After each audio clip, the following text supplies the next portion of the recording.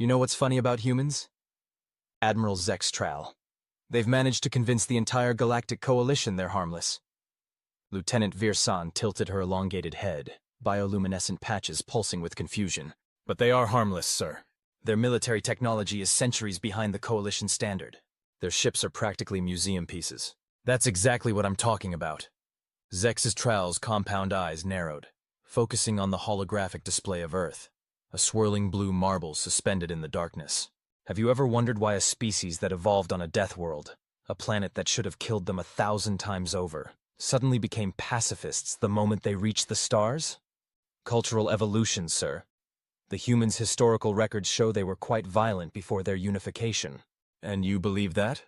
That a species can completely rewrite its genetic programming in less than 2 centuries? The Admiral's carapace creaked as he leaned forward. No, Lieutenant. They're hiding something. And our mission is to find out what. Virsan's bioluminescence flickered with unease. Sir, with all due respect, this mission violates Coalition treaties with Earth. The humans have been loyal allies for— The Coalition Security Council wants answers, Lieutenant, not excuses. Zin'Thori cut her off with a dismissive wave of his upper appendage. The humans have access to our technology but choose not to adopt it for military applications. They maintain a token defensive fleet that couldn't repel a Quillian mining vessel. It makes no logical sense. Perhaps they truly are peaceful, sir? No species survives on a Class 12 death world by being peaceful, Lieutenant. Set course for Sol system. It's time we saw what humanity is hiding. Little did Admiral Zin'Thori know, he was about to answer a question that would fundamentally change the Galactic Coalition forever. What happens when you back humans into a corner? The answer, as it turned out, was about to be written in fire across the stars. Part 1. The Mask of Peace. Commander James Holloway stared at the blinking red alert on his terminal, a cold knot forming in his stomach. The Coalition vessel had just entered the outer reaches of the Sol system, its trajectory clearly aimed toward Earth. Nothing unusual about that. Coalition ships visited Earth regularly for trade, cultural exchange, and diplomatic missions. Except this one had its identification transponder disabled. Command, this is Outpost Pluto. We have an unidentified Coalition vessel bearing down on Earth. No response to hails. Please advise. The response came back almost immediately, the voice of Fleet Admiral Daniels unnervingly calm. Acknowledged, Outpost Pluto. Maintain surveillance only. Do not engage. I repeat, do not engage. James frowned. Command, they're violating at least 6 different treaties by running dark. Protocol dictates. I'm well aware of protocol, Commander. Daniels interrupted. Your orders are to observe and report only. Command out. James leaned back in his chair, running a hand through his close-cropped hair. 5 years stationed on this frozen rock at the edge of the solar system, and this was the first time he'd ever seen command deviate from standard procedure. Something wrong, Commander? Lieutenant Olivia Reynolds asked from her monitoring station. You look like you've seen a ghost. Not a ghost, James muttered. Just wondering why command is letting a Coalition ship break every rule in the book without so much as a warning shot. Olivia's fingers danced across her console, pulling up the vessel's specs. Kerrigan-class destroyer, heavily armed. Definitely not a diplomatic vessel. And definitely not something our fleet could handle if things went south, James added, making air quotes around the word fleet. Earth's defensive capabilities were notoriously minimal, a point of pride for some politicians who saw it as proof of humanity's evolved sensibilities, and a point of concern for others who remembered Earth's bloody history. You don't really think they'd attack, do you? Olivia asked, her voice dropping to a whisper despite the fact that they were the only 2 people in the monitoring station.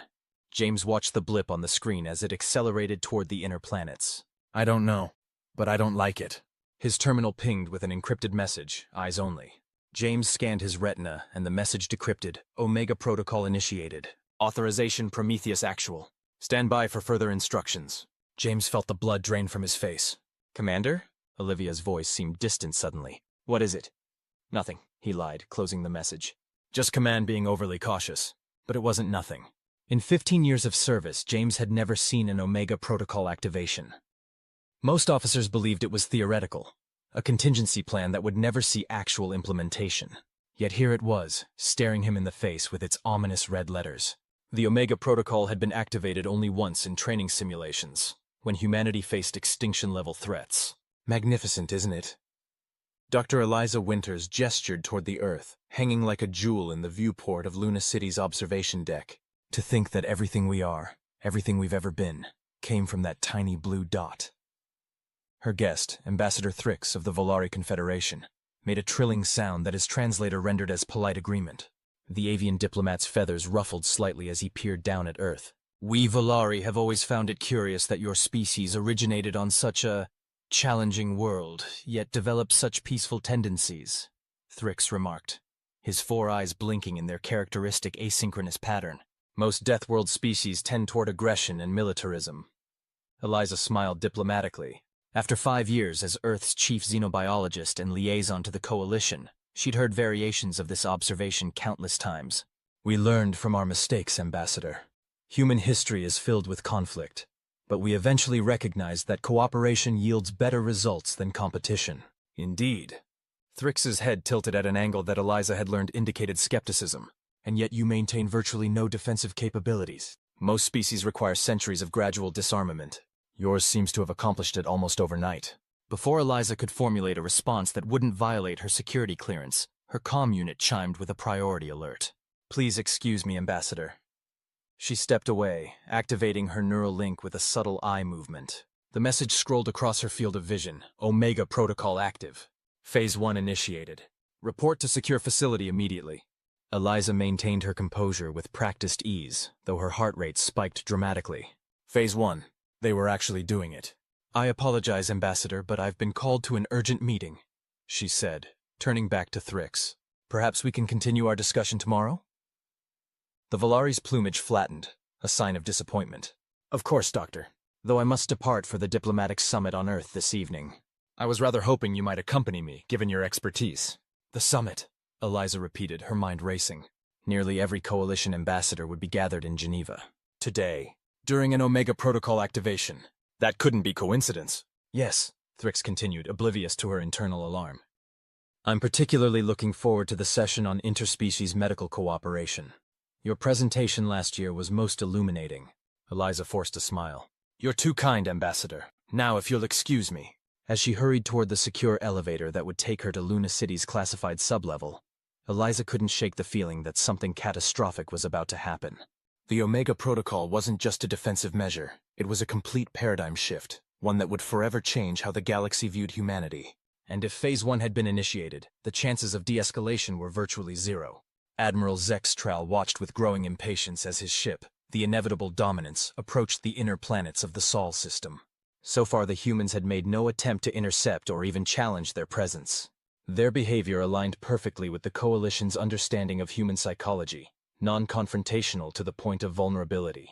Sir, we're receiving an automated notification from Earth, Lieutenant Virsan reported. It's informing us that we've entered restricted space without proper clearance and requesting that we activate our identification transponder. Ignore it, Zin'Thori ordered. Continue on course. Yes, sir. We'll reach Earth orbit in approximately 3 hours. Virsan hesitated. Sir, our intelligence indicates that the diplomatic summit is being held on Earth today. Nearly 70% of Coalition ambassadorial staff will be present. I'm aware, Lieutenant. Zin'Thori's mandibles clicked with satisfaction. Perfect timing for our demonstration, wouldn't you say? Demonstration, sir? The Admiral gestured to the weapons console. The Security Council wants proof that humanity is hiding something. We're going to provide that proof by forcing them to reveal their true capabilities. Virsan's bioluminescent patches flashed with alarm. You're planning to attack Earth? Sir, that would violate the Coalition Charter. It could start a war! Not an attack, Lieutenant. A demonstration. Zin'Thori's compound eyes glittered coldly.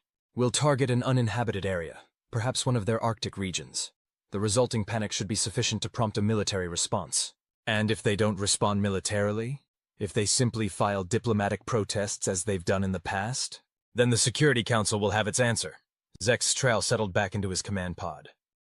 Either humans are hiding advanced military technology, in which case they've been deceiving the Coalition for decades, or they truly are as defenseless as they appear, in which case... He left the sentence unfinished, but the implication was clear. Either outcome would justify the Zin'Thori Dominion's push for increased military presence in human space. As the Coalition's preeminent military power, the Dominion had long viewed Earth's resource-rich system with barely concealed interest. Sir, another officer called out, we're detecting unusual activity from Earth's satellite network. Multiple systems are going offline. Zin'Thori leaned forward. Elaborate. They're communication satellites, sir. They're systematically shutting down, and we're detecting energy fluctuations from their lunar colony. Are they attempting to hide something? Scan for military installations. Scanning, sir, but... The officer's voice trailed off in confusion. We're getting contradictory readings. According to our sensors, significant portions of their lunar settlement are... disappearing. Impossible, Zextrel snapped. Check your equipment. Equipment functioning normally, sir. But the human installations are definitely changing. It's as if structures that were there a moment ago simply no longer exist. For the first time since entering the Sol system, Admiral Zextrel felt a flicker of unease. Something wasn't right. The humans weren't reacting as anticipated. Instead of panicking or scrambling defensive units, they appeared to be preparing. Lieutenant, perform a comprehensive scan of the system. I want to know if... He never finished the sentence. The ship's sensors screamed a sudden warning as space itself seemed to ripple around them. Multiple spatial distortions detected, the sensor officer shouted.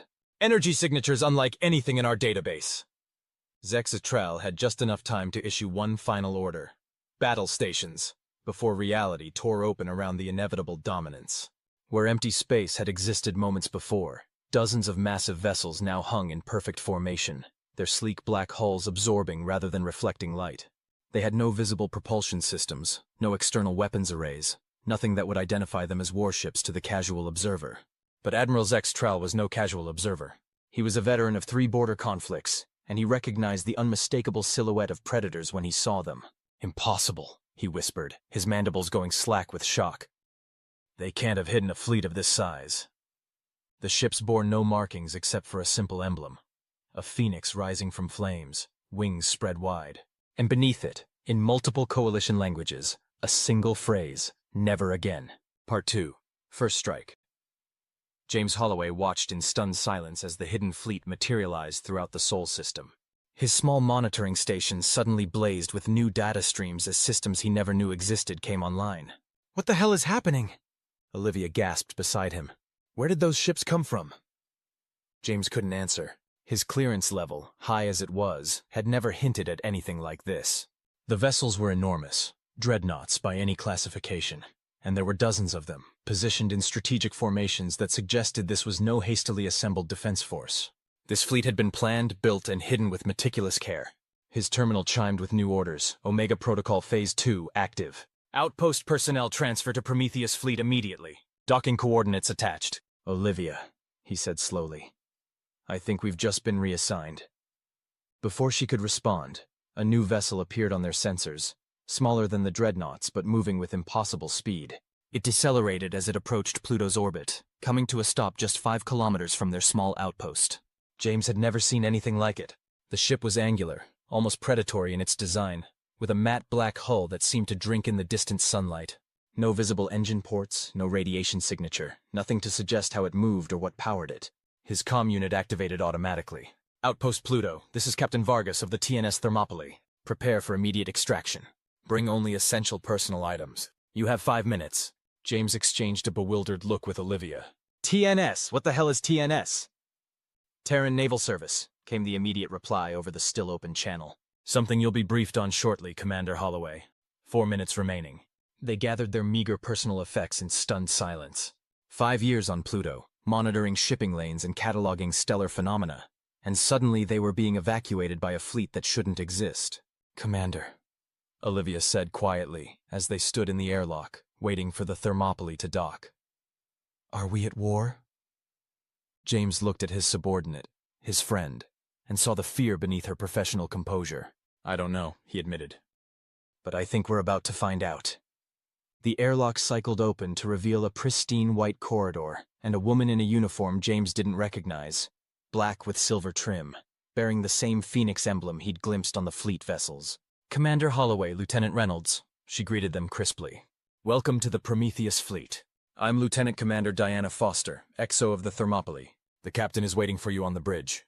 As they followed her through corridors that hummed with quiet efficiency, James couldn't help but notice the crew they passed. All human, all moving with purpose, and all wearing expressions that mixed grim determination with what almost looked like relief. Lieutenant Commander, he ventured. How long has all this existed? Foster glanced back at him. The Prometheus fleet was commissioned 67 years ago, Commander, shortly after our first contact with the Coalition. James nearly stumbled. 67 years? That's the entire duration of our relationship with the galactic community. Yes. Foster's tone was matter-of-fact.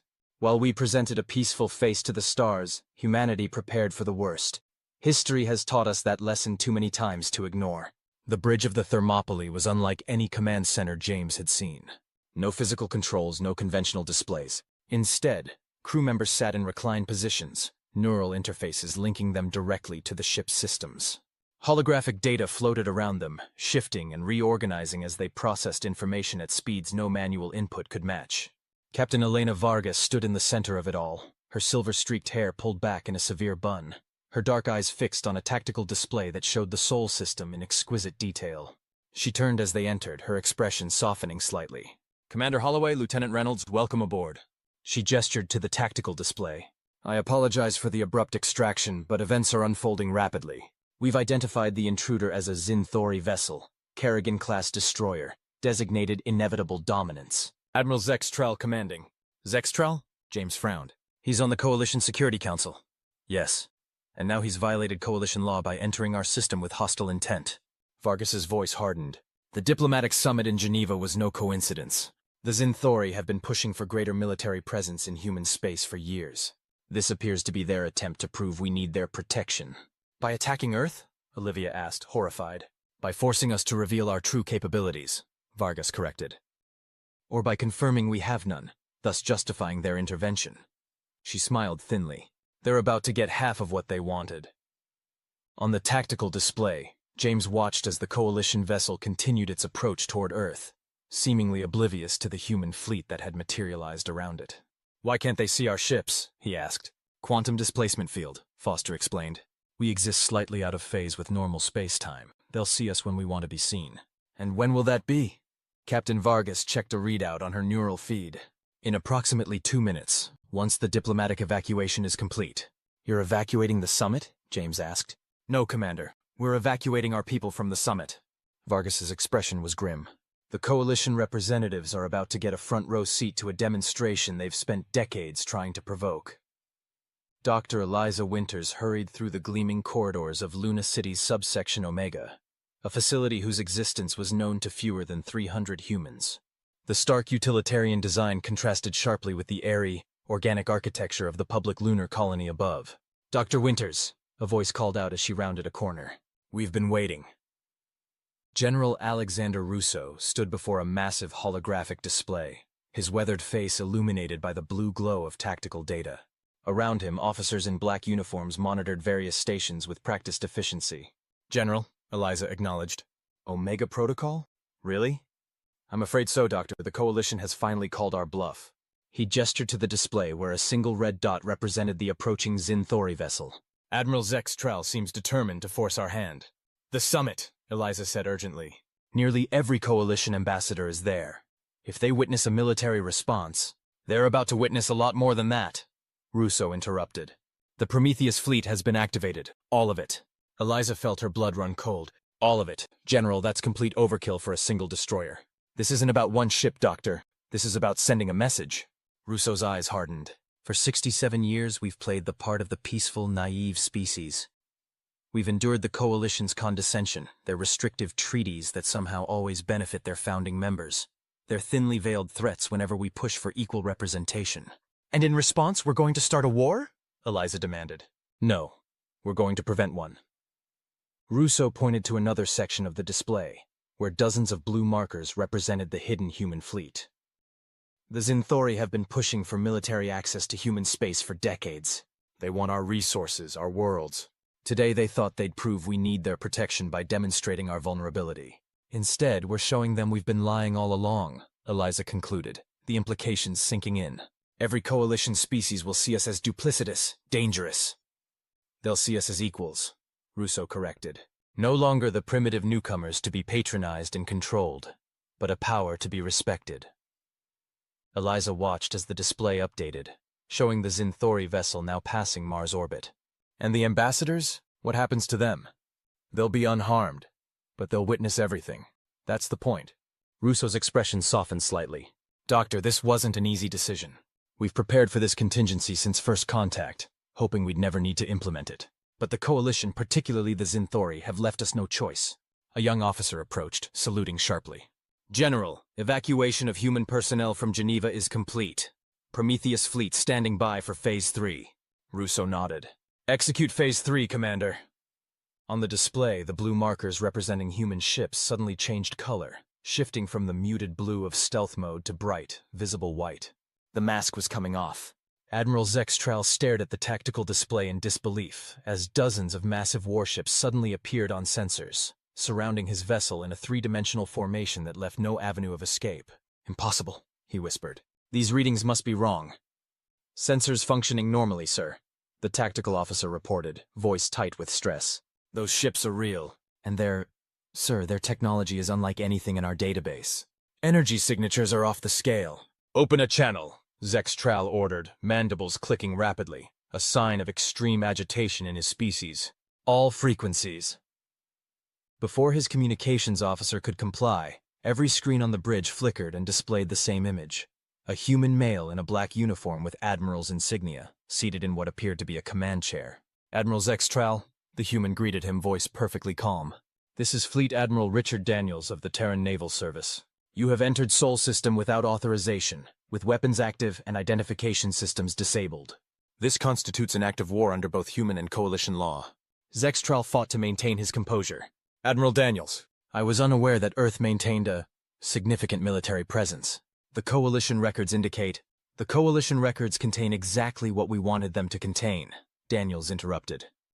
No, you have two options. Power down your weapons and prepare to be escorted out of the system, or face the consequences of your hostile action.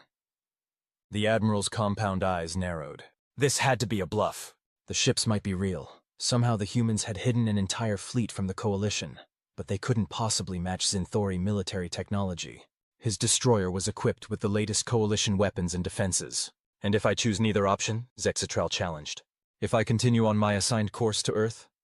The human's expression didn't change. Then you will be destroyed. This is your only warning, Admiral. The transmission ended abruptly. Sir? Lieutenant Veersan looked to him for direction, her bioluminescence pulsing with anxiety. Zin'Thori considered his options. Retreat would mean disgrace. The Security Council had sent him to confirm humanity's military capabilities, or lack thereof. Running at the first sign of resistance would end his career. But more importantly, he didn't believe the human threat. Yes, they had ships, impressive ones if the sensors were to be believed. But the Zin'Thori had been a spacefaring civilization for millennia before humans discovered fire. Their technological advantage was insurmountable. Continue on course, he ordered. Activate all defensive systems and charge weapons. Sir, we're significantly outnumbered, his tactical officer protested. Numbers mean nothing without technological parity. Zin'Thori dismissed the concern. And these humans cannot possibly match our capabilities. They're bluffing, trying to intimidate us with impressive-looking ships that probably lack any real firepower. As if in response to his assessment, one of the human vessels, smaller than the others but still dwarfing his destroyer, moved into position directly in their path. Its sleek black hull seemed to absorb light rather than reflect it, giving it a ghostly, almost ethereal appearance. Target that vessel, Zin'Thori commanded. Show these humans what real military technology can do. The weapons officer complied, and the inevitable dominance's main cannon, capable of reducing a small moon to rubble, charged with a high-pitched whine. Firing solution locked, sir. Fire! A brilliant beam of concentrated energy lanced out from the destroyer, crossing the void in an instant, and striking the human vessel dead center. For a moment, the bridge crew held their breath, expecting to see the ship shatter under the devastating impact. Instead, the beam seemed to ripple across the ship's hull like water, dissipating harmlessly. Direct hit, sir, but no damage detected, the tactical officer reported, disbelief evident in her voice. They appear to have some kind of energy absorption technology. Our sensors indicate the ship actually captured the energy from our weapon. Before Zin'Thori could process this information, the human vessel began to glow with a soft blue light. A moment later, a beam of energy, identical to the one the inevitable dominance had just fired, shot back at them, striking their forward shields with devastating precision. The destroyer rocked violently as the shields collapsed under the impact. Shields down! Hull breach in sections 5 through 9! Someone shouted. Impossible, Zin'Thori whispered, watching as his supposedly superior vessel was crippled by its own weapon, reflected back with perfect accuracy. How could they? The comm system activated again, Admiral Daniel's face appearing on the main screen. This time, his expression held a hint of satisfaction. That was a demonstration, Admiral Zextral. Your own weapon returned to you. We could have aimed it at your bridge or your engine core, but we chose a non-critical area instead. The human's voice remained calm, almost conversational. Now, power down your remaining weapons and prepare to be boarded, or the next demonstration will be considerably less restrained. Zextral looked around at his bridge crew, seeing the fear in their postures, the disbelief in their eyes. His perfect military career, built on decades of service to the Dominion, now lay in ruins, just like his ship. Stand down, he ordered finally, mandibles clicking in defeat. Power down all systems. As the lights dimmed on the bridge, switching to emergency power, Admiral Zextral had one final chilling thought. The humans hadn't just been hiding their military capabilities all these years. They had been hiding their superiority. Part 3, Revelations. The Geneva Diplomatic Summit was in chaos. One moment, the assembled ambassadors had been discussing interspecies agricultural initiatives. The next, human security personnel were rushing through the halls, evacuating their own diplomats without explanation.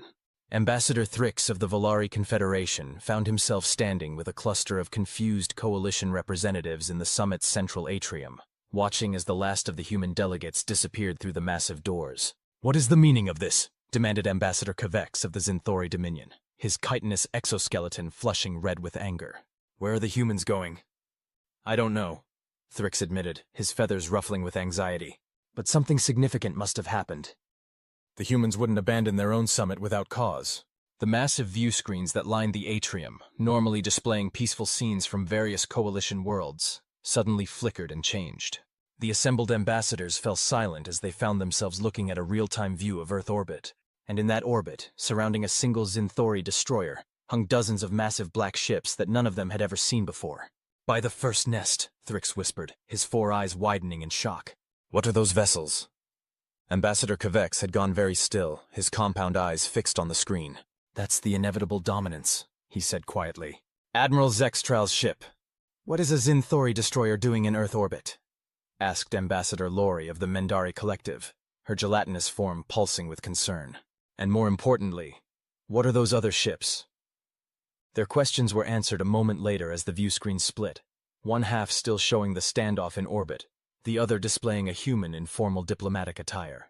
Ambassadors of the Galactic Coalition, the human began. I am Secretary General William Harrington of the United Earth Government. I apologize for the abrupt departure of our delegation, but circumstances have forced us to address a grave situation. He gestured to the orbital view. As you can see, a Zin'Thori military vessel has entered Earth space with hostile intent, in violation of multiple treaties. This vessel disabled its identification transponder, ignored hails, and proceeded on a direct course to Earth with weapons charged. Ambassador Kavex stepped forward, his voice rising in protest. This is absurd. The Zin'Thori Dominion would never... The vessel is the inevitable dominance, commanded by Admiral Zextral of the Coalition Security Council, Harrington continued, speaking over the interruption. Its mission, as we have now confirmed through direct communication with Admiral Zextral, was to force humanity to reveal its true military capabilities by threatening Earth with a weapons demonstration. Murmurs spread through the gathered ambassadors. Thrix felt his wing feathers standing on end, a physiological response to danger that even diplomats of his species hadn't evolved past. For 67 years, Harrington went on, his voice hardening, humanity has maintained the facade of minimal military development. We have allowed the Coalition to believe that we were a young, peaceful species that had set aside its warlike tendencies. This was a strategic decision, made after our initial assessment of the Coalition power structure revealed a concerning bias against aggressive species. The view screen shifted again, now showing the Zin'Thori vessel firing upon one of the black ships, the energy beam dissipating harmlessly across its hull before being reflected back with devastating precision. As Admiral Zextral has now discovered, the truth is somewhat different, Harrington said, his tone almost conversational. Humanity never abandoned its capacity for self-defense. We simply hid it, developing our technology in secret while presenting a carefully crafted image to the galactic community. Ambassador Lori's translucent form rippled with distress. This is a violation of the Technology Disclosure Accords. All Coalition members are required to... The Technology Disclosure Accords apply only to technologies deployed within Coalition space or used in Coalition-sanctioned activities, Harrington corrected smoothly. The Terran Naval Service operates exclusively within human territory and has never been deployed beyond our borders. Until today, when Admiral Zextral forced our hand. The Secretary General's expression grew more severe. Let me be absolutely clear. Humanity has no territorial ambitions. We do not seek conflict, but we will no longer tolerate the subtle coercion and second-class status that has defined our relationship with the Coalition. The screen showed the Zin'Thori vessel now dark and powerless, surrounded by the imposing human ships. Admiral Zextral and his crew are unharmed. They will be detained briefly while we secure their vessel, then escorted to the edge of the Sol system. Harrington's eyes swept across the assembled ambassadors. Consider this incident a reset of our diplomatic relationship. Moving forward, humanity will engage with the Coalition as equals, not as naive newcomers to be manipulated and controlled. The transmission ended, leaving the atrium in stunned silence. Thrix turned to Ambassador Kvex, whose exoskeleton had paled to an ashen gray. "Did you know?" he asked quietly. "About Admiral Zextral's mission?" The Zin'Thori ambassador didn't answer immediately. When he did, his voice was barely audible. "The Dominion has concerns about human space. Resources we need. Worlds suitable for colonization. So you plan to intimidate them into accepting your protection," Ambassador Lori concluded, her normally melodious voice sharp with accusation. "And instead, you've provoked a species that apparently possesses technology far beyond our own." "Not beyond," Kvex protested weakly. "Different. Unexpected." Thrix's gaze returned to the view screen, where the human fleet continued its silent vigil around the crippled Zin'Thori destroyer. He thought back to his conversation with Dr. Winters, her careful deflection of his questions about human military capabilities. "They've been hiding in plain sight," he murmured. "All these years, while we patronized them, while we debated their readiness for full Coalition membership, while we imposed protective treaties on them. They were watching us," Ambassador Lori finished for him. "Learning our weaknesses, developing countermeasures to our most advanced weapons." The implications were staggering. If the humans could develop technology this advanced in secret, what else might they be hiding? Part 4. The board is set. Commander James Holloway stood on the bridge of the TNS Thermopylae, watching the holographic display as the crippled Zin'Thori destroyer hung powerless in space, surrounded by the revealed might of humanity's hidden fleet. "Boarding teams report the Zin'Thori crew is secured," Lieutenant Commander Foster announced. "No casualties on either side." Captain Vargas nodded. "Good. Prepare the ship for transport to the quarantine zone at Lagrange Point 4. "You're not destroying it?" James asked, surprised. Vargas gave him a measured look. "Commander Holloway, contrary to what the Coalition might soon believe about us, we're not barbarians. We disable threats. We don't annihilate defeated opponents." "Besides," Foster added with a tight smile, "that vessel contains valuable intelligence. Their databases will tell us exactly who authorized this incursion and what their long-term plans might have been." James nodded, processing this information along with everything else he'd learned in the past few hours. The Terran Naval Service, the Prometheus Fleet, 67 years of deception on a galactic scale. "Captain," he said carefully, "I understand the need for secrecy, but how was something this massive kept hidden for so long? Not just from the Coalition, but from most of humanity." Vargas gestured to a nearby conference room. "Walk with me, Commander. There are things you need to understand." Once they were alone, Vargas activated a privacy field that hummed softly around them. "The Prometheus initiative began within days of our first contact with the Coalition," she explained. "Earth's unified government was barely 20 years old at that point, formed after the resource wars almost destroyed our civilization. We'd just achieved viable interstellar travel when the Coalition found us." "I know the history," James said. "The Coalition offered us membership, technology, protection. It was considered humanity's greatest moment. Proof we'd finally outgrown our violent past." "That's the public version," Vargas agreed. "The reality was somewhat different. Our initial conversations with Coalition representatives revealed disturbing biases. Species from death worlds, like Earth, were classified as inherently aggressive and subjected to restrictive treaties that limited their military development. So we pretended to be pacifists," James concluded. "We presented a carefully crafted image," Vargas corrected. "Meanwhile, a classified directive authorized the creation of a hidden defense force, one that would operate completely outside public knowledge, developing technologies that could match or exceed anything the Coalition possessed. And no one noticed trillions in missing resources? The personnel requirements alone would be—" "Black budget accounting isn't new, Commander." Vargas smiled thinly. "As for personnel, the TNS recruits exclusively from military and scientific fields. using psychological profiles to identify candidates who can maintain operational security. Everyone aboard this ship, everyone in the entire Prometheus fleet, has been vetted to an extreme degree. Including me, apparently, James said with dawning realization. That's why I was stationed on Pluto. You were watching me. For 5 years, Vargas confirmed. Your service record is exemplary. Your psychological profile indicates high integrity with pragmatic flexibility, and you've demonstrated the ability to question authority while maintaining discipline. You're exactly the kind of officer the TNS needs, especially now. Now that we've revealed ourselves, James said. What happens next, Captain? The Coalition won't just accept this and move on. No, they won't. Vargas's expression grew serious. Which is why you're being reassigned, effective immediately. You're to report to Fleet Admiral Daniels on the TNS Phoenix. He's requested you specifically for a diplomatic mission. Me, I'm not a diplomat. No, but you've spent 5 years studying Coalition shipping patterns and communication protocols. You understand their movements better than most. And more importantly, you haven't been part of the deception. You can speak honestly about your shock at today's revelations because it's genuine. James absorbed this in silence, thinking of the implications. The Coalition is going to see us as threats now, deceivers. Perhaps, Vargas acknowledged. Or perhaps they'll finally see us as equals. Either way, humanity's relationship with the galactic community changes today. She deactivated the privacy field and stood. Lieutenant Reynolds will remain aboard the Thermopylae as our new sensor specialist. A shuttle is waiting to transport you to the Phoenix. Admiral Daniels will brief you on your mission personally. As James left the conference room, he caught Olivia's eye across the bridge. She gave him a small nod, half acknowledgement, half encouragement. Whatever came next, they were both part of it now. The mask had dropped. Humanity had revealed its true face to the stars, and the galaxy would never be the same. Dr. Eliza Winters watched the diplomatic fallout unfold from Luna City's subsection Omega, her trained xenobiologist's eye catching nuances in the alien ambassadors' reactions that others might miss. The Coalition representatives displayed a fascinating range of responses to humanity's revelation. Shock, outrage, fear, and in a few cases, what appeared to be grudging respect. They're processing the paradigm shift, she remarked to General Russo, who stood beside her at the monitoring station. Some better than others. The Zin'Thori delegation is predictably hostile, Russo noted. The Mendari seem cautiously pragmatic. What about your friend, Ambassador Thrix? How are the Volari responding? Eliza studied the avian diplomat's body language on the screen.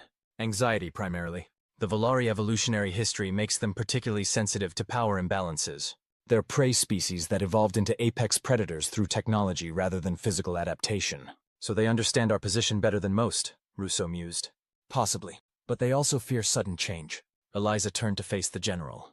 What happens now? The Coalition will demand inspections, explanations, concessions. They can demand whatever they want, Russo said with a dismissive wave. The balance of power has shifted. We'll negotiate from a position of strength for the first time since joining the galactic community. Eliza frowned. Is that what this was about? Power? Security, Russo corrected. The Zin'Thori have been circling human space like vultures for decades, Doctor. Their resource needs are driving them to expansion, and our worlds were looking increasingly tempting. Admiral Zextral's mission today wasn't a one-off. It was the first move in a planned campaign to establish Zin'Thori military presence in our system. And now? Now they'll reconsider. A rare smile crossed Russo's weathered face. The Secretary General is proposing a new diplomatic framework, one that acknowledges humanity's right to self-determination, while reaffirming our commitment to peaceful coexistence. Backed by the not-so-subtle reminder that we can defend that peace if necessary, Eliza added dryly. Precisely. Russo checked his neural feed. You should prepare, Doctor. The Secretary General has requested you join the diplomatic team that will address the Coalition Council. Your expertise in xenobiology and your established relationships with several key ambassadors make you uniquely qualified. Eliza raised an eyebrow. I'm not military. Which is exactly why you're needed. This isn't a military operation anymore. It's the beginning of a new diplomatic era. We need bridges as well as bulwarks. As if on cue, her neural link chimed with a priority message from Secretary General Harrington, containing her official appointment to the diplomatic mission, and a simple personal note. The hard part begins now, Eliza. We need your voice. She thought of Ambassador Thrix, of their conversations about human psychology and evolutionary history. How much of what she'd told him had been carefully crafted half-truths. How much genuine scientific exchange had been colored by the secret she'd been keeping. I'll do it, she told Russo. But I want complete transparency moving forward. No more compartmentalized information. No more need-to-know restrictions. If I'm going to represent humanity to the Coalition, I need to understand exactly what we're offering, and what we're prepared to do if negotiations fail. Russo studied her for a moment, then nodded. Agreed. Report to Geneva at 0800 tomorrow. You'll be briefed on everything before the Coalition Council session. As Eliza left subsection Omega, passing through security checkpoints that scanned her neural signature at each stage, she couldn't help but wonder how the Coalition species would ultimately respond to humanity's revelation. Would they see it as reasonable prudence from a young species in a dangerous galaxy? Or as a betrayal that confirmed their worst suspicions about Deathworld predators? Either way, the mask was off. For better or worse, the galaxy would now have to deal with humanity as it truly was, not as what they had pretended to be. Part 5. The game changes. Admiral Zin'Thori sat in the austere detention cell aboard his own vessel, the inevitable dominance, now under human control and being towed to some undisclosed location in the Sol system. The cell was comfortable enough. The humans had made no attempt to humiliate or mistreat him, but the loss of his ship and the failure of his mission weighed heavily on his consciousness. The door slid open to reveal a human male in a black uniform with Admiral's insignia. Older, with silver hair and piercing blue eyes that studied Zin'Thori with unsettling intensity. Admiral Zin'Thori, the human greeted him. I'm Fleet Admiral Richard Daniels, commanding officer of the Prometheus fleet. I thought we should speak privately before you're escorted back to Coalition space.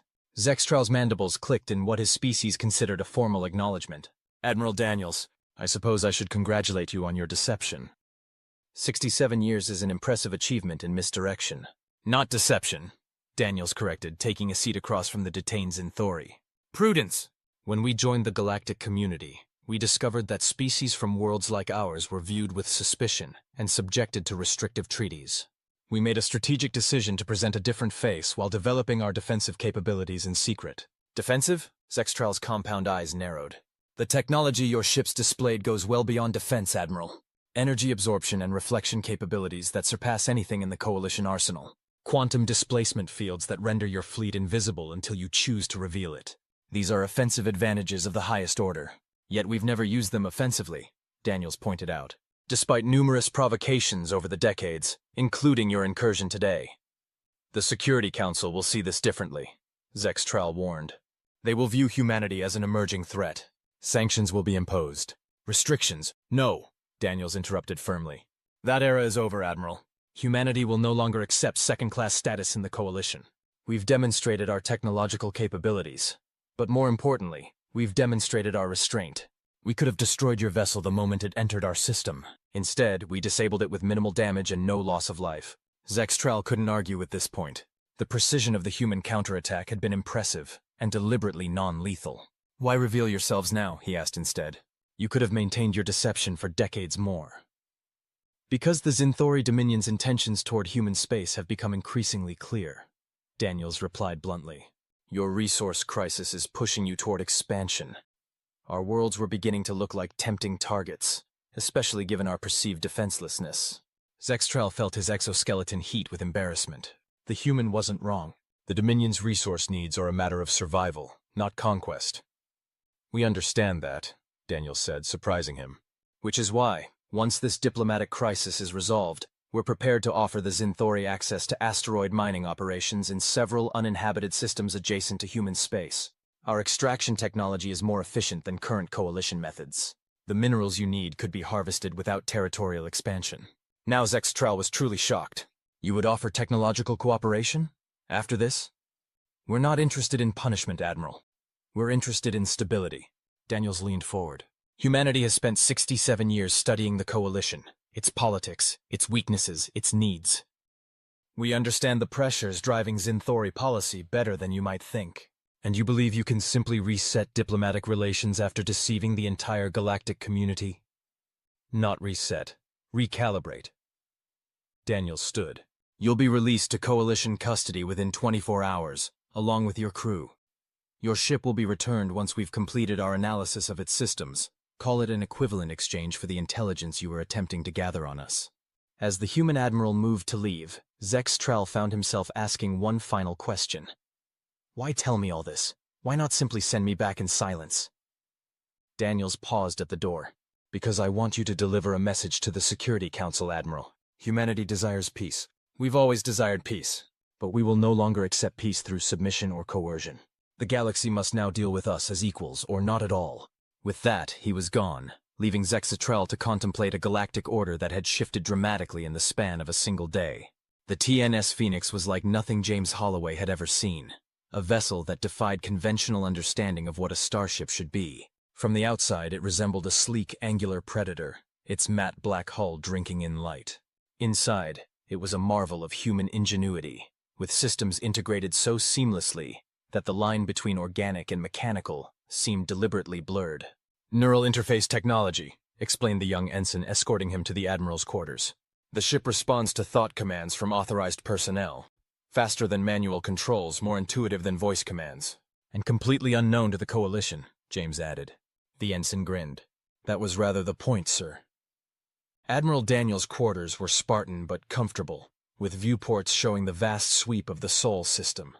Earth a blue jewel in the distance, the Prometheus fleet arrayed in defensive formations throughout local space. "Commander Holloway," Daniels greeted him, rising from behind a simple desk. "Thank you for coming on such short notice." "Not much choice, sir," James replied honestly, "given the circumstances." Daniel's expression softened slightly. "I understand this has been a shock for you. For many in the conventional service, today's revelations have been disorienting." "That's one way to put it," James agreed. "Finding out we've been lying to the galaxy for 67 years is a bit more than disorienting, sir." "Not lying, Commander. Protecting." Daniels gestured for James to take a seat. "When we joined the Coalition, we discovered that species from high-gravity, high-radiation worlds like Earth, what they call death worlds, were systematically disadvantaged in treaty negotiations. Restrictions on military development, limitations on colonization rights, supervised access to certain technologies. So we pretended to be harmless. We presented an image of humanity that wouldn't trigger the Coalition's prejudices," Daniels corrected. "Meanwhile, the Prometheus Initiative developed technologies that could protect human interests if necessary." "And now that protection is necessary," James surmised. "Precisely." Daniels activated a holographic display showing the Zin'Thori destroyer. Admiral Zin'Thori's mission was authorized by the Coalition Security Council, or at least its Zin'Thori members. They've been pushing for military access to human space for years, citing our vulnerability to pirates and other threats, while actually coveting our resources, James concluded. "The Zin'Thori Dominion is facing a resource crisis that threatens their industrial base," Daniels confirmed. "Their traditional mining worlds are depleted, and Dominion politics makes it difficult for them to negotiate resource-sharing agreements with other Coalition powers. So they set their sights on us, the naive newcomers." "Exactly. Today's incursion was meant to prove either that we need their protection or that we've been developing military technology in secret. Either outcome would justify increased Zin'Thori presence in human space." Daniels smiled thinly. "They got half of what they wanted." James studied the Admiral, noting the confidence in his posture, the calm certainty in his eyes. This wasn't a man surprised by events, but one who had been preparing for this moment for a very long time. "Where do I fit into this, sir? Captain Vargas said something about a diplomatic mission." Daniels nodded. "The Coalition Council has convened an emergency session to address humanity's deception. Secretary General Harrington will lead our delegation. I want you to accompany them as my representative." "Me, sir, I'm not a diplomat." "No, you're something more valuable, a bridge. You weren't part of the Prometheus Initiative until today. You can honestly say you were as surprised as anyone by these revelations." Daniels leaned forward. "The Coalition representatives will be looking for someone they can trust. Someone who wasn't complicit in the deception. You can be that person." James frowned. "You want me to be your... what? Your honest face?" "I want you to be exactly what you are, Commander. A dedicated officer who serves humanity's interests while maintaining personal integrity. Your service record speaks for itself. 5 years on Pluto, monitoring Coalition shipping lanes, filing accurate reports, following protocols. You understand the Coalition better than most TNS officers, and they don't have years of prejudice against you." It made a certain pragmatic sense, James had to admit, but something still bothered him. "Sir, what happens if diplomacy fails, if the Coalition decides to impose sanctions or worse?" Daniel's expression hardened. "Then humanity will demonstrate that our defensive capabilities were developed for a reason, Commander. We hope for peace. We've always hoped for peace, but we've prepared for all contingencies." The implication was clear. The Prometheus fleet hadn't been created merely as a deterrent. If necessary, it could fight, and win. "Your shuttle leaves in 1 hour." Daniel said, rising to end the meeting. Dr. Eliza Winters will be your primary contact on the diplomatic team. She's a xenobiologist with extensive coalition experience and one of the few civilians with Prometheus clearance. James stood, still processing everything he'd learned. One last question, sir. Why Prometheus? Why name our secret fleet after a figure who was punished for giving fire to humanity? For the first time, Daniel smiled genuinely. Because, Commander, Prometheus wasn't just punished. He was eventually freed, and the fire he gave to humanity changed everything. The Admiral extended his hand. Good luck in Geneva. The future of human coalition relations depends on what happens there. As James left the Phoenix, he couldn't help but think that the mythological Prometheus had paid a terrible price for his gift. He could only hope humanity wouldn't face similar consequences for revealing its own hidden fire to the stars. Part 6. New Rules. The Coalition Council Chamber in Geneva had been designed to showcase humanity's commitment to galactic cooperation. Its soaring architecture incorporated elements from various coalition species' aesthetic traditions, creating a space that was meant to make all representatives feel welcome. Today, that same chamber felt more like a tribunal, as Secretary General William Harrington stood before the assembled coalition dignitaries, the mood decidedly hostile. Humanity has violated the fundamental trust upon which the coalition is built, declared High Chancellor Vorex of the Mendari Collective, her gelatinous form pulsing with indignation. For 67 years, you have concealed military technology that far exceeds the development levels permitted to associate members. With respect, Chancellor, Harrington replied calmly. Humanity never signed any treaty limiting our internal military development. The restrictions you refer to were proposed but never ratified by our government. Because you deliberately misrepresented your species' capabilities and intentions, Ambassador Kvex of the Zin'Thori shouted, his exoskeleton flushed dark red with anger. You presented yourselves as peaceful, even naive, while secretly building weapons of war. From his position slightly behind the human delegation, James Holloway watched the proceedings with a growing sense of unease. The coalition representative's outrage seemed genuine, but so did the calm certainty of Secretary General Harrington and his team. Beside him, Dr. Eliza Winters leaned closer. This is theater, she whispered. The initial outrage was inevitable. Watch what happens next. As if on cue, Ambassador Thrix of the Volari Confederation rose.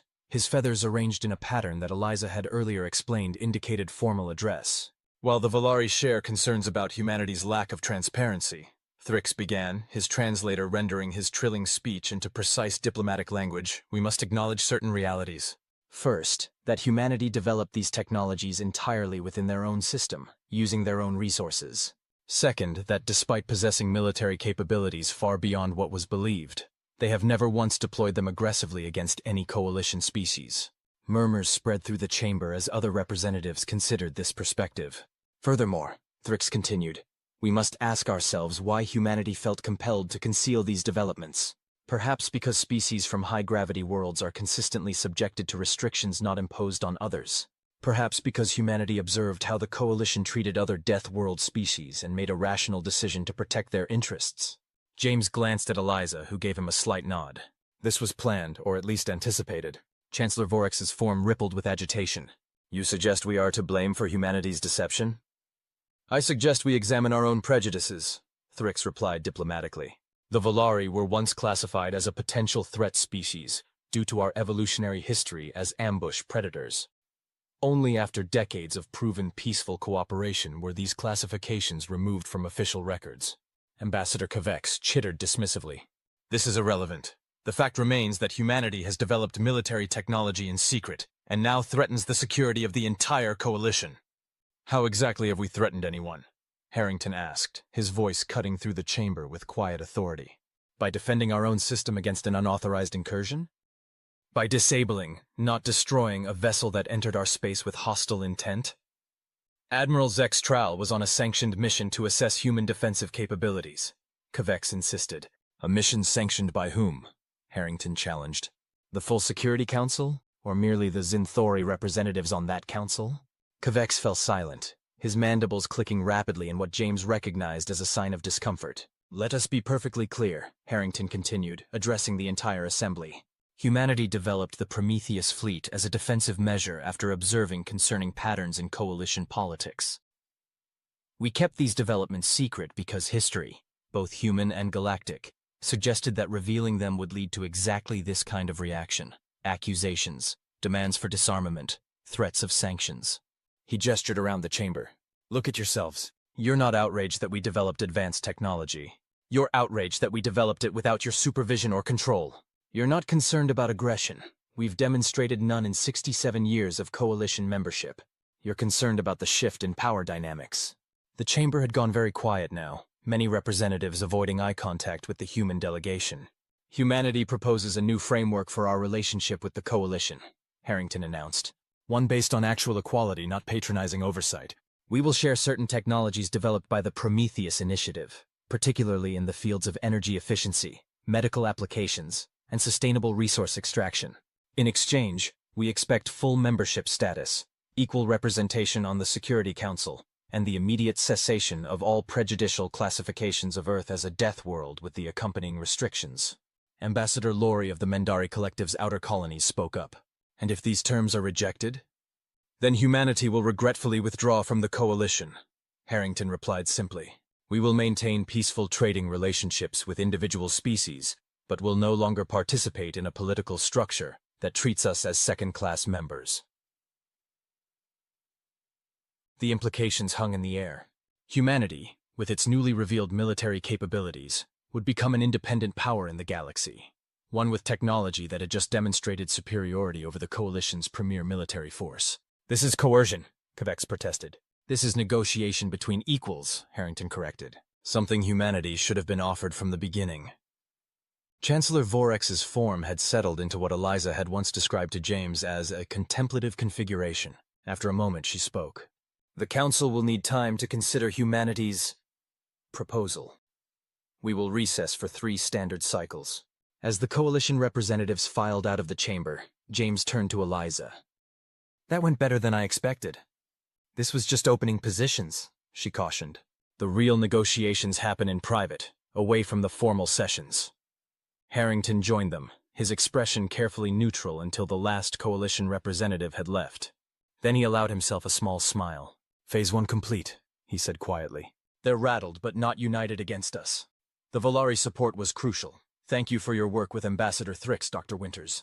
He's a scientist at heart, Eliza replied. He understands evolutionary pressures and rational responses to perceived threats. And the Mendari? James asked. Chancellor Vorex seemed hostile, but her posture changed toward the end. Harrington nodded approvingly. Good observation, Commander. The Mendari operate on consensus, and their colonial representatives are already breaking from the central position. They need our resource extraction technology too badly to maintain a hard line. And the Zin'Thori? James pressed. Ambassador Quevex didn't seem inclined to compromise. The Zin'Thori are the most directly embarrassed by these events, Harrington acknowledged. Admiral Zextral's failure reflects poorly on their military reputation, but they're also the most desperate for the technologies we're offering. Eliza frowned. That makes them dangerous. If they can't get what they need through diplomacy, which is why the Prometheus fleet remains on full alert, Harrington confirmed. We hope for peace, but we're prepared for all contingencies. He turned to James. Commander Holloway, I need you to meet with Admiral Zextral before he's released. He's being held at a secure facility outside Geneva. Dr. Winters will accompany you. What's the objective? James asked. Humanity needs to understand the Zin'Thori position, their real position, not the diplomatic posturing we're seeing from Quevex. Admiral Daniels believes Zextral might be more forthcoming with you. Because I wasn't part of the deception, James surmised. Precisely. You can speak honestly about your own shock at these revelations because it's genuine. Harrington's expression grew serious. This isn't just about positioning, Commander. We need to know if peaceful coexistence is actually possible, or if the Zin'Thori were already committed to a military solution before today's events. As the Secretary-General departed to prepare for the next round of negotiations, James found himself wondering just how thoroughly humanity had planned for this moment. The coordination between military and diplomatic efforts suggested years, decades of preparation. It's a lot to process, isn't it? Eliza said softly, reading his expression. Finding out that while you were doing your duty on Pluto, an entire parallel military structure was operating in secret. I'm still trying to decide if I should feel betrayed or impressed, James admitted. Both are valid, she told him. I felt the same way when I was brought into the Prometheus Initiative 5 years ago. But once I understood the rationale behind the deception, I came to see it as necessary prudence. And now? Do you think the Coalition will accept us as equals? Or are we heading for isolation, or worse? Eliza's gaze turned distant, contemplative. I think we're witnessing the birth of a new galactic order, Commander. One where humanity takes its place not as a junior member grateful for admission, but as a power that must be reckoned with. For better or worse, James added. For better or worse, she agreed. Now shall we go have a chat with Admiral Zin'Thori? Part 7. Never Again. The secure facility where Admiral Zin'Thori was being held bore little resemblance to a prison. Located in a forested area outside Geneva, it had been designed as a diplomatic retreat, with comfortable accommodations adapted for various coalition physiologies. The Zin'Thori Admiral was housed in a climate-controlled suite that mimicked the conditions of his homeworld. He rose as James and Eliza entered, his compound eyes studying them with undisguised curiosity. Commander Holloway of Earth's conventional fleet, James introduced himself, and Dr. Eliza Winters, xenobiologist. Not members of your secret Prometheus initiative, then? Zin'Thori observed, mandibles clicking lightly. Recently drafted, Eliza replied with a small smile.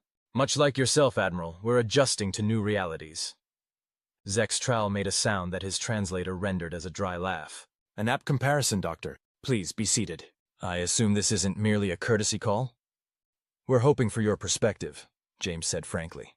The diplomatic discussions are proceeding, but understanding the Zin'Thori position, beyond the official rhetoric, would be valuable. My position? Zin'Thori settled into a posture that accommodated his exoskeleton. My position is that of a military officer who followed orders and failed in his mission. My career is over, Commander. Whatever happens next will occur without my input. We both know that's not true, Eliza interjected gently. You're a senior member of the Coalition Security Council. Your report on today's events will significantly influence the Zin'Thori response. Zin'Thori studied her for a moment. Very well. You want honesty? Here it is. Humanity has dealt the Zin'Thori Dominion a humiliating defeat. Our military reputation, built over centuries, has been damaged by a single encounter with your hidden fleet. This cannot go unanswered. It doesn't have to be answered with more conflict, James pointed out. Secretary General Harrington has offered technological cooperation that could address the Dominion's resource crisis. After deceiving us for 67 years, Zin'Thori countered. Why should we trust such offers now? Because the deception is over, Eliza said simply. Humanity revealed its capabilities when we could have maintained the facade. We chose transparency at considerable diplomatic cost. And what guarantee do we have that you've revealed everything? Perhaps this Prometheus fleet is merely the first layer of deception. James leaned forward. Admiral, I spent 5 years monitoring Coalition shipping lanes from a frozen outpost on Pluto, believing I was part of humanity's modest defensive force. No one was more shocked than I was when those ships appeared. If we had more secrets to keep, why reveal these? Zin'Thori's compound eyes fixed on James, assessing. A fair point, Commander. His mandibles clicked thoughtfully. The Dominion's position is more complex than perhaps your leaders understand. Our resource crisis is not merely economic. It's existential. Without certain rare minerals, our technological infrastructure begins to fail within a decade. Which is why you've been pushing for access to human space, Eliza concluded. Yes. Your worlds are rich in exactly the elements we require. The Security Council's more aggressive members saw your apparent defenselessness as an opportunity. A species that cannot protect its resources has no right to hoard them. That is Zin'Thori philosophy. And now, James asked, now that we've demonstrated we can protect our resources? Zin'Thori's exoskeleton shifted in what might have been a shrug. Now the calculus changes. Military acquisition becomes too costly, but our need remains. Which is why the Secretary General's offer of technological cooperation is significant. Eliza pressed. Our extraction methods could increase yields from the Dominion's existing mining operations by approximately 300%. And we've identified several uninhabited systems near your territory with substantial deposits. In exchange for what? Zin'Thori asked bluntly. Peace, James replied. Genuine recognition of humanity as equals in the Coalition. And your support in reforming the classification system that prejudices species from worlds like Earth. Zin'Thori fell silent, considering. When he spoke again, his voice had lost some of its earlier hostility. I cannot speak for the Dominion, but I will include these points in my report. And I will note that despite having the capability to destroy my vessel, humanity chose restraint. His compound eyes narrowed slightly. But understand this. The revelation of your hidden fleet has changed everything. Some within the Coalition will never trust humanity again. We don't need trust based on a false perception of weakness, Eliza said. We need respect based on reality. And you have earned that, at least from me, Zin'Thori acknowledged. The name of your fleet, Prometheus. I accessed your mythological references during my stay here. The Titan who gave fire to humanity and was punished by the gods for his transgression. Yes, James confirmed, curious where the Admiral was going with this observation. An interesting choice. Are you concerned that the Coalition will seek to punish humanity for possessing power it was not meant to have? Eliza smiled. The myth doesn't end with Prometheus's punishment, Admiral. It ends with his liberation. Humanity has no intention of being chained to a rock while eagles peck at our liver. No, Zin'Thori said firmly, his mandibles spreading in what James had learned was the Zin'Thori equivalent of a grim smile. Humanity will not be chained. Today has proven that conclusively. He rose from his seat, moving to the viewport that overlooked the Swiss countryside. I will recommend to the Security Council that the Dominion accept your technological cooperation offer. It serves our interests better than continued conflict. And the broader Coalition response? Eliza asked. That remains to be seen, Doctor.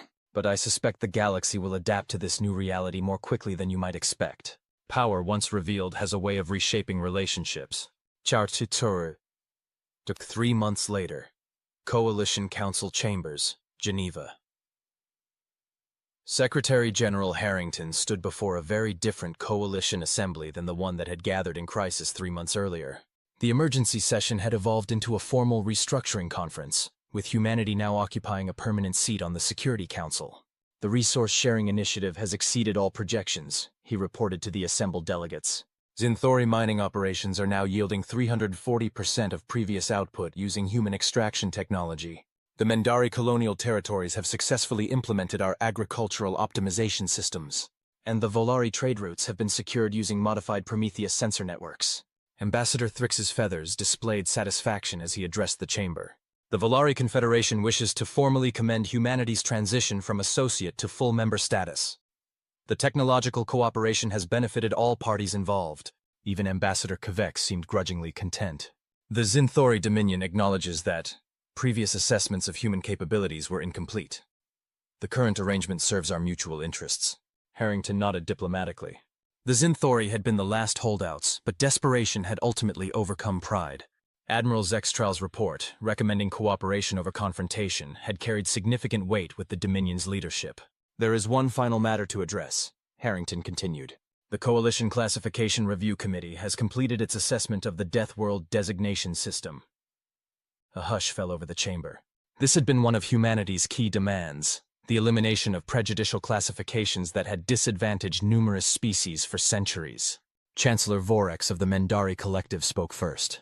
The committee finds that environmental classifications based on planetary conditions have no statistically significant correlation with species aggression or diplomatic reliability.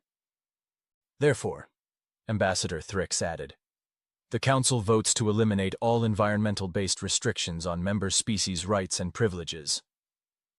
The vote was unanimous, though James, watching from the gallery, noticed that Kvex's agreement came several seconds after everyone else's.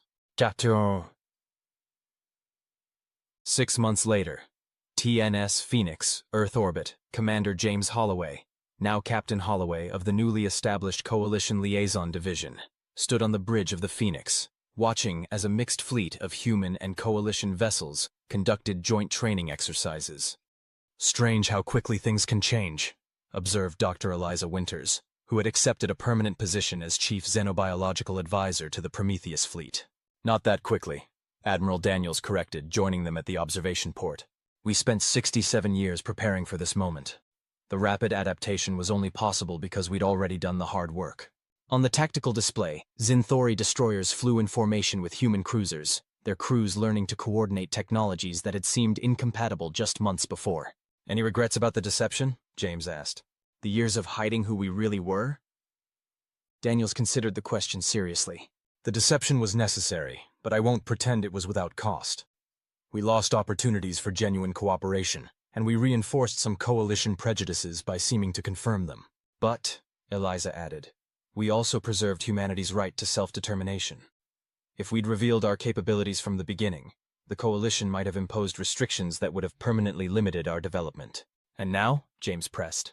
Now we're equals, Daniels said simply. Not junior partners grateful for admission, not potential threats to be contained, but genuine equals in a galactic community that's stronger for including all of its members' capabilities. A communication alert chimed, and the tactical officer announced, "Admiral, we're receiving a transmission from the Coalition Deep Space Monitoring Station. They're detecting an unidentified vessel approaching from outside the galaxy." Daniels moved to his command position. "Details? Large ship, unknown configuration. It's not responding to hails, but it's not showing aggressive intent either. ETA to Coalition space, 6 standard days." James felt a familiar chill. First contact situation? Possibly. Daniels began issuing orders to the bridge crew. Or something else entirely. Either way, this time humanity will face it as part of a united coalition response. He turned to James and Eliza. "Prepare a briefing for the Security Council. Whatever's coming, we'll meet it together, as equals." Through the viewport, Earth turned slowly in the void. No longer a world hiding its strength, but a full member of a galactic community that had finally learned to judge species by their actions rather than their origins. The mask was off. The deception was over, and humanity's true journey among the stars was just beginning. Epilogue. 1 year later. The unknown vessel had turned out to be refugees from a distant galaxy, fleeing some unspecified catastrophe. Their technology was different, not necessarily superior, but alien in ways that challenged existing understanding. The Coalition's response had been measured, diplomatic, cautious. The old Coalition might have seen the refugees as either threats to be contained or resources to be exploited. The new Coalition, one that had learned to value diversity and equality, had offered sanctuary and cooperation. Admiral Zin'Thori, his career resurrected by his role in the peaceful resolution of the refugee crisis, stood with Fleet Admiral Daniels on the observation deck of the newly constructed Unity Station, humanity's first joint construction project with the Coalition. "Do you ever wonder," the Zin'Thori asked, "what might have happened if humanity had revealed its capabilities from the beginning?" Daniels watched as human, Zin'Thori, Volari, and Mendari engineers worked side by side. Their different approaches to problem-solving creating solutions none could have achieved alone. "I think," he said finally, "that the galaxy wasn't ready for us then, and we weren't ready for the galaxy. Sometimes deception isn't about hiding weakness, it's about waiting for the right moment to reveal strength. And this was the right moment? This was the necessary moment," Daniels corrected. "The moment when pretense became more dangerous than truth." He thought of the phoenix emblem that adorned every Prometheus fleet vessel. A creature that died only to be reborn, stronger than before. Humanity had died to its old role in the galaxy and been reborn as something new. Not the naive newcomers grateful for acceptance, not the hidden predators waiting to strike, but partners in a community dedicated to mutual prosperity and protection. The fire had been revealed, the chains had been broken, and the galaxy would never be the same. The end.